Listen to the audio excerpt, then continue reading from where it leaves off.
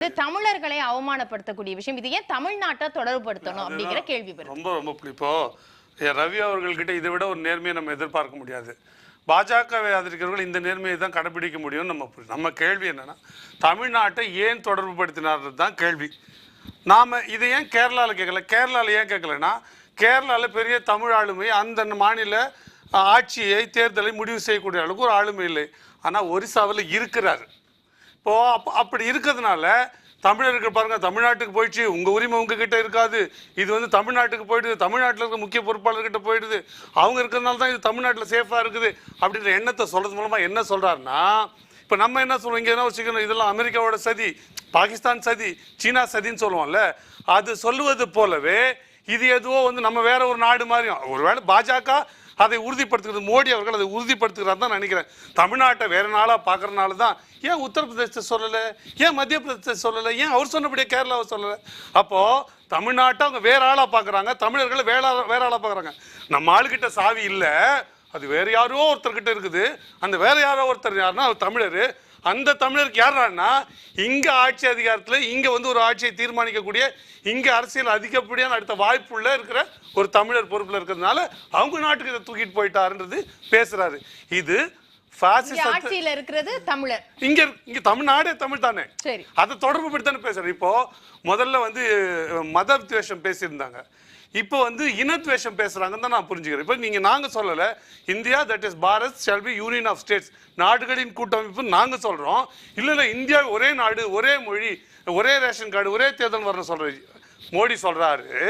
இல்லை தமிழ்நாட்டுக்கு போயிடுச்சு அப்படின்றாரு. அப்போ தமிழ்நாட்டு நீங்கள் என்ன சொல்கிறீங்க? அதன் மூலமாக தமிழ்நாட்டை இழிவுபடுத்தவில்லையா, தமிழரை இழிவுபடுத்த? சரி, நான் கேட்குறேங்க, சாவி எங்கிட்டே இருக்குதுன்னு வச்சுக்க, தமிழ்நாட்டுக்கிட்டே இருந்தால் என்ன? நான் கொள்ளடிக்கலையே, நான் திருடலையே, நாங்கள் செய்யலையா? தமிழ்நாட்டில் இருக்கிற மூலமாக நீங்கள் என்ன சொல்ல வர்றீங்க? ஐயோ அவர்கிட்ட இருக்குப்பா போய் சொன்னேன், அதோட பொருள் என்ன? அப்போ அந்த நபரை நம்ம இழிவாக சொல்கிறோம்னு அர்த்தம். அப்போ இதுதான் வந்து இப்போது செய்கிறாருன்ற. அப்போ நாம் புரிந்து கொள்ள வேண்டியது என்னன்னா, நாம் தெளிவாக புரிஞ்சுக்க வேண்டியது, தமிழர்கள் வேற, பீகாரிகள் வேற, குஜராத்திகள் வேற, ஒடிசிகள் வேறன்னு பிரித்து சொல்கிறாரு அப்படின்றது தான் நாம் புரிஞ்சிக்க வேண்டியது இருக்குது. இதுக்கு முன்னாடி என்ன சொல்லியிருந்தாரு, தேர்தல் பரப்புரையில் உங்கள் தாலியை எடுத்துருவாங்க, மைனாரிட்டி எல்லா வளங்களையும் மைனாரிட்டிகளுக்கு தான் கொடுக்கணும்னு காங்கிரஸ் சொல்லுது, அப்படி வந்தால் என்ன ஆகும், உங்களோட சொத்தெல்லாம் எடுத்து உங்ககிட்ட 2 கார் இருந்தால் 1 கார் எடுத்து கொடுத்துருவாங்க, 2 ஏக்கர் இருந்தால் 1 ஏக்கர் எடுத்து, இதெல்லாம் சொல்லி பார்த்தார். இதெல்லாம் ஒர்க் அவுட் ஆகலை. இன்னொன்று இந்த ஸ்ட்ராட்டஜி அந்த ஒரிசாக்குள்ள ஒர்க் அவுட் ஆகலைன்ற காரணத்தினால இதை நான் சொல்றாருன்னு பார்க்குறேன். இப்போ அந்தந்த மாநிலங்களுக்கு ஏற்ப அந்தந்த அரசியலை எடுத்து செல்கிறாரா? உத்தரப்பிரதேசல இருக்கும்போது ராமர் கோவில், அப்ப ராமர் கோவிலை இடித்து தள்ளி விடுவாங்க அப்படின்னாரு.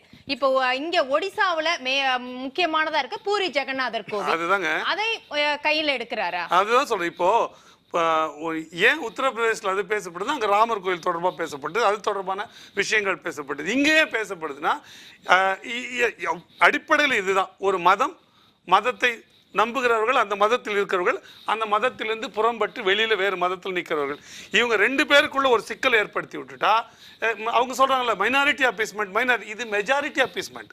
பிஜேபியோட ஸ்ட்ராட்டஜியை மெஜாரிட்டி அப்பீஸ்மெண்ட். எங்க 20 பேர் சேர்ந்து 80 பேரை கொள்ள முடியுமா? அதனால தான் புல்டோசர் கலாச்சாரம் பேசுகிறாங்க அவங்க.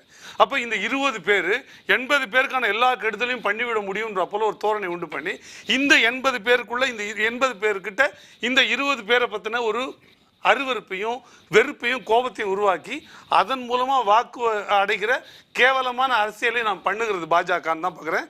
இது இன்னொரு நான் இன்ஸ்டிடியூஷனல் ப்ரெஸ்டீஜை பேர் பண்ணக்கூடிய, அதாவது அந்த பதவிக்கான எல்லா மரியாதையும் உடைய பிரதமர் என்கிற அந்த வேடத்துக்குள்ள இன்னும் இருக்கிற மோடி அவர்கள் செய்வது மிக அருவருக்கத்தக்கது, அசிங்கமானதுன்னு தான் நான் பார்க்கிறேன்.